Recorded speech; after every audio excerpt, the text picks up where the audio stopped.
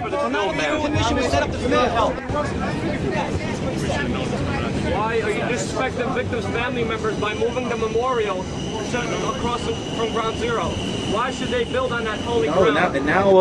Now just every day it's living in constant pain of 9/11 and going through, sticking around, doing the right thing by the city, and and not being taken care of. It's heart wrenching. I put a lot of good time and effort into the fire department. Now it's not coming back, and it's a little heart wrenching.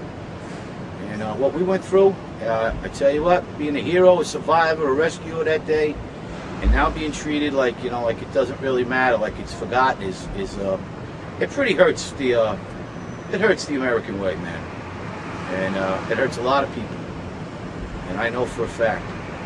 I'm one of them.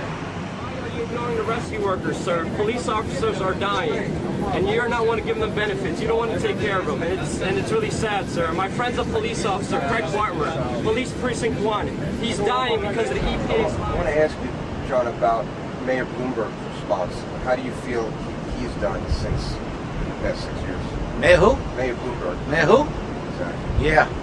Yeah. Okay. Yeah, he's did wonders for us, boy. Yeah. I'll tell you what. He never really did nothing for us that I could honestly, after 9/11, we were without a contract for 4 or 5 years. You imagine this? They wouldn't give us a contract for 4 or 5 years. I mean, after what we've been through, how much more anguish do you got to put on our families and our friends? He's getting no help from the government, no help from the unemployment agency, and he's dying right now because of the lie from the EPA and the government on 9/11. Why hasn't the government helped the ill rescue workers, the first responders who gave their lives on 9/11, sir? We love this country. We should treat our police officers, our fire department, our first responders with respect, sir. They're getting no respect from you for what you're doing to them, sir. It was, it was beyond. Nobody came down to ask us how we were doing or what the story was, or just to go out and track the bodies, and that was enough. And we found one of my friends, and I lost it.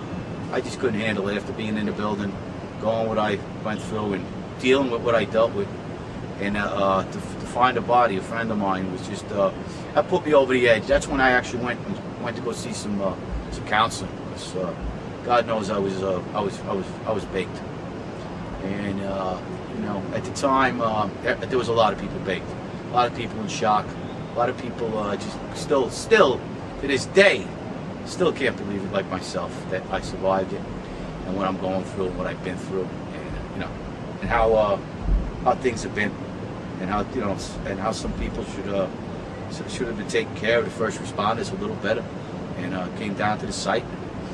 Instead of saying, okay, just start digging, they just let us go. And it was off the cuff, and a lot of my friends got sick. A lot of my boys just stood there, and it went on for a year. It went on for a year, and after then they finally moved us out of there. So why are you disrespecting the family members by moving the memorial across the street from 9/11? Why does it have to be rebuilt on holy ground? Why is there construction on holy ground? 45% of the victims were never found. They're still missing to this day. Their remains have not been found. The government has taken their remains, threw them in the garbage cans, and is using them to fill up potholes. This is what about it? What do you think of his response of moving the memorial this year? Oh, that's an absolute crime here, please. That man, like we said before, with Giuliani and his family, if they were in that site, his family, that thing would be lit up like the Christmas tree in Rockville Center. You know that. That would be they would have, the whole ceremony would be a question asked. And if he tells you different, he's lying. No way. You lost somebody down there, your heart's down there. Your soul's down there. Yeah, that's what I left that day down there. It still hurts. And I have the First Amendment, and I have every right to express it. And I feel like expressing it. You have every right to express it. Okay, so let me express it. You don't have to intimidate me the way you are, sir. You physically touched me and you shoved me many times, and then you're coming to my face very close. And see, that's enough. See, you're gonna know when I touch you. That's a threat. That's right. You're going to know when I touch you. That's illegal. You can't be doing this, sir. Mr. Bloomberg, please answer my question. Why are you disrespecting the family members by moving their memorial? They lost 25% of the victims were lost. They're still missing. You know, all I can remember is 9/11. 9/11. That's all I can remember. Freaking, it's a crime. My lungs capacity's down. I used to play ball, ride my bike. I can't do any of that no more. The weather affects me. 9/11 every day in the paper affects me. I mean, we keep thinking and breathing. It's just two tough things that I got to deal with. And the street renamings of all these guys after the fact, after 9/11, that just wears my heart into pieces, man. It's tough to fathom every day.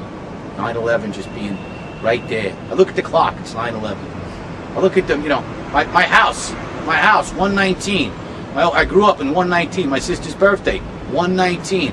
Everything has to do with 9/11. I tell you, I mean, this memorial now. What is this? They're changing the memorial site. Come on here. Let's get things straight. The world came to an end. You can't stop things from starting here. That's wrong. Somebody's got that has to be changed. That changed life. That changed the world. And now you're telling me you can't change it for a day? Something's not right here.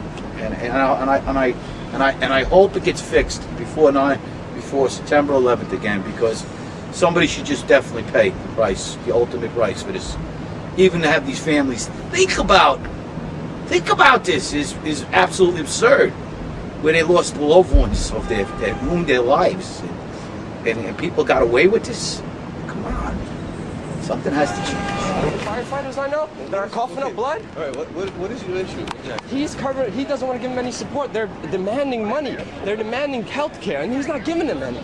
And the cops can't work. So you're saying it's up to him? Yes, he has the right. He vetoes bills to help the first responders. He did it on record, man. He doesn't care about the cops. He's a rich guy. And that's what we're trying to show. The media won't ask him those questions, I man. have to agree with you on that. All right, man. We appreciate you. We appreciate you. But honestly, We tried to approach him really softly. He was a little nervous. Because he knows this law is unconstitutional. And you know what? I have to agree with everything you guys are saying. You got to realize he's not. He's got a great point. That's what we're doing. I agree. But I can't do it. This is just about telling people what went through life and death that day, and still live in misery of 9/11, and go through every day of misery in the pursuit of happiness somewhere, hopefully, someday, maybe. I don't know when, but it's been a nightmare. Living in a nightmare for 6 years. I see him on the streets. I talk to him like a gentleman. He ignores me. And I get mad because my questions are real. The corporate media, like Fox 5, NBC, they don't ask these questions. They say the first responders are not even, they say it's psychological that the first responders are ill. We all know there was asbestos in those buildings. We all know that. And they're lying. And he's lying. He's making believe there's no problem. Cutting the deadline for first day. Here we go. Say cheers. What's going on?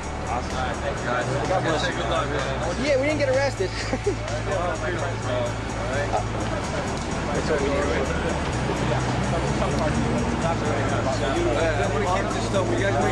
And if you like it, spread it around amongst the fellow officers, okay? All right, take care.